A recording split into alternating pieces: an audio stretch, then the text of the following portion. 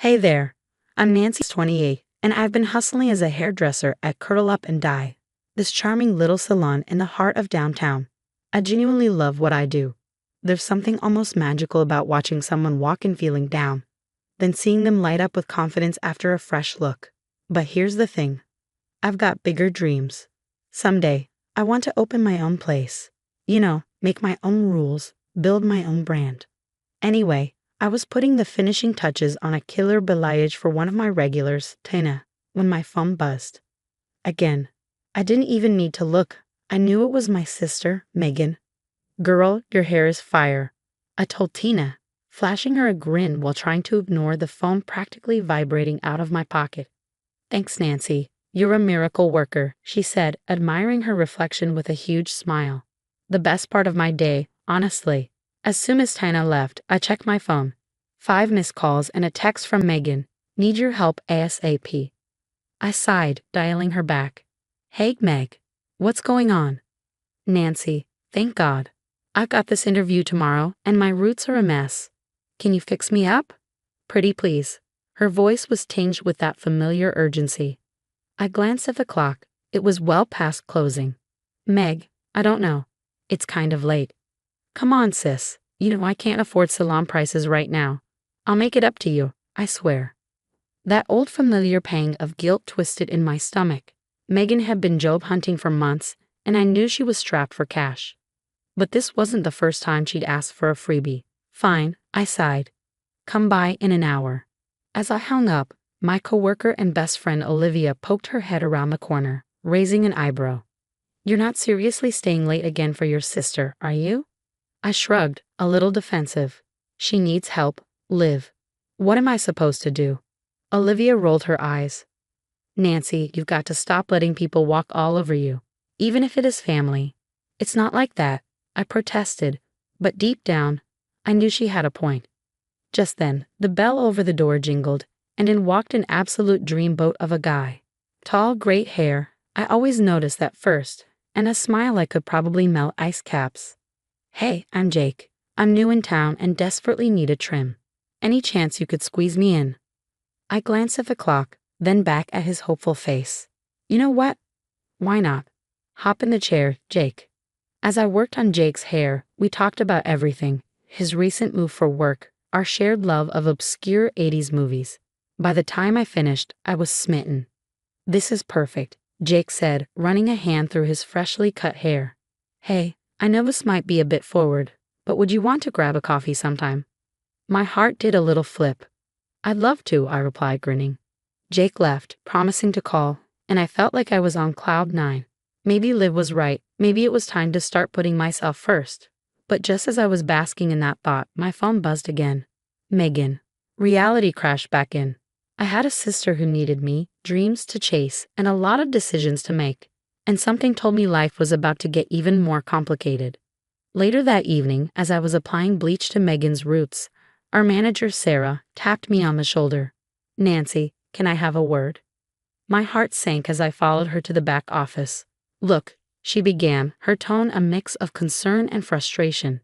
"I've noticed you staying late, using salon products. If you're doing side work, we need to discuss it."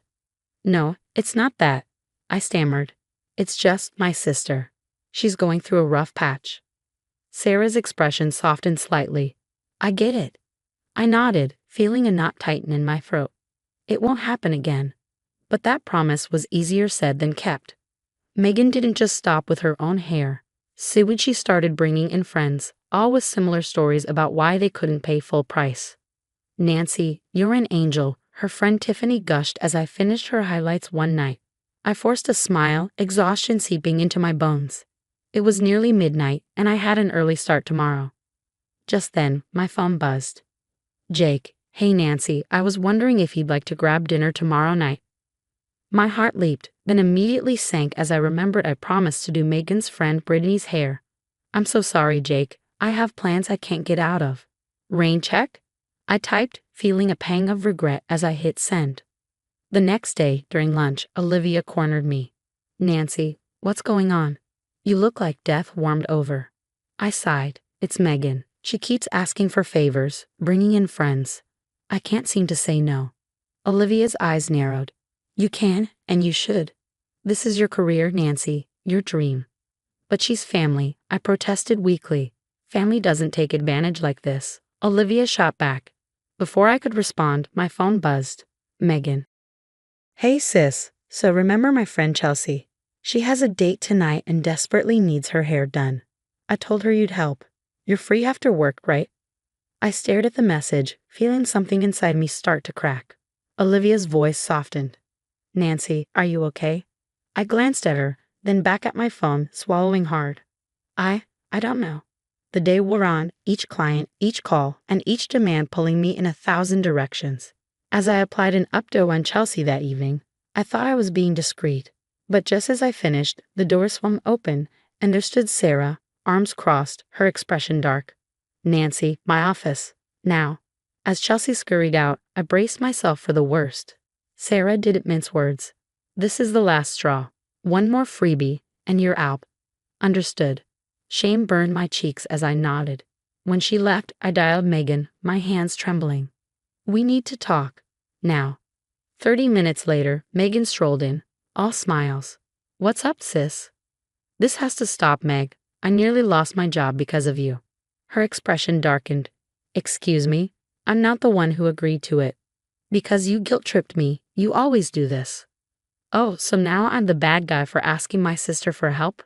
Real nice, Nancy, real nice. I felt my temper rising. It's not just help anymore, Megan. It's constant. Free services, discounts for your friends. It's too much. Megan's eyes narrowed. Wow. Selfish, much? Wait till Mom and Dad hear about this. Their precious Nancy, too good to help her own sister. I stared, stunned. For the first time, I saw Megan clearly, the manipulation, the guilt trips, her utter disregard for my career and well-being. Get out, I whispered. Gladly, she snapped, slamming the door on her way out. I sank into a chair, shaking. Olivia found me there an hour later, the words spilling out, the ultimatums, the arguments, the shame. Olivia listened, her face growing darker with each revelation. Nancy, honey, I hate to say this, but your sister is toxic. She's been using you, and it has to stop. I nodded weakly, knowing she was right, but the thought of confronting Megan again made my stomach churn.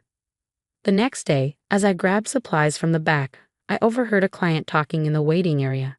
I'm not sure about Nancy anymore. I heard she gives freebies to her sister's friends.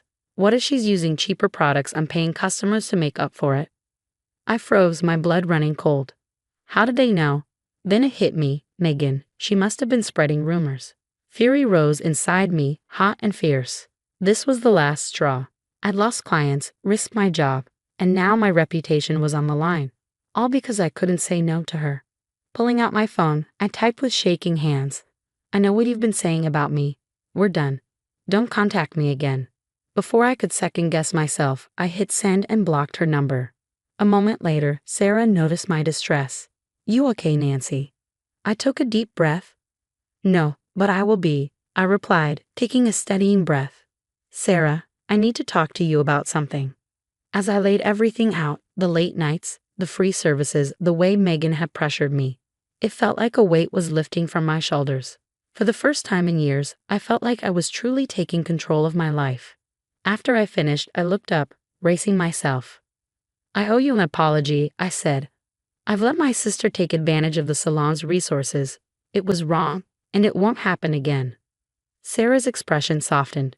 Nancy, I appreciate your honesty. We all make mistakes. Just don't let it happen again, okay? Relief washed over me.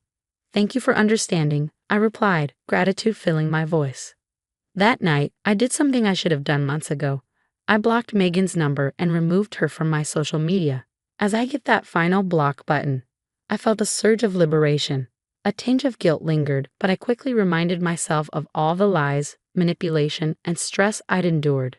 No, this was necessary. The next day at work, I felt lighter, more focused.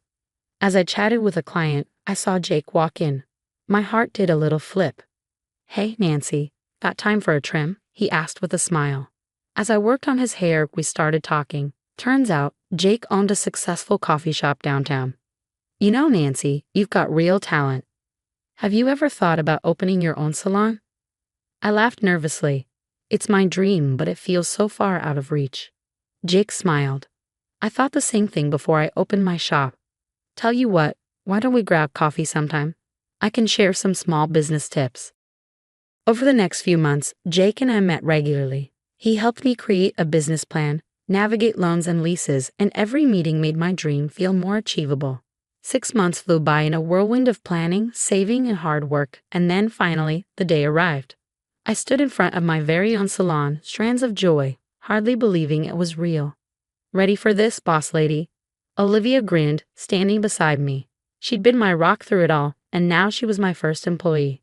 As ready as I'll ever be, I replied, my voice trembling with excitement. You've got this, Nancy. I'm so proud of you. A few weeks later, I was having dinner with my parents when my mom dropped a bombshell. Did you hear about Megan? She lost her apartment. Apparently, she's burned bridges with just about everyone she knows. I felt a pang of something, a mix of sadness and vindication. That's terrible, I said, and I meant it. Despite everything, I didn't want Megan to suffer, but I knew it wasn't my responsibility to fix her problems anymore. Dad looked at me expectantly. Maybe you could help her out? Give her a job at your new place? I took a deep breath. No, Dad. I can't do that. Megan needs to figure things out on her own. I have my own life to focus on now. As I drove home that night, I thought about how much had changed. A year ago, I would have dropped everything to help Megan, no matter the cost to myself. But now, I understood the importance of boundaries, of putting myself first sometimes. For the first time in my life, I felt truly, completely free. What would you do if a family member consistently took advantage of you? Would you cut ties like Nancy or handle it differently? Share your thoughts in the comments. If you enjoyed this tale of personal growth and setting boundaries, hit the like button and subscribe for more stories that'll get you thinking.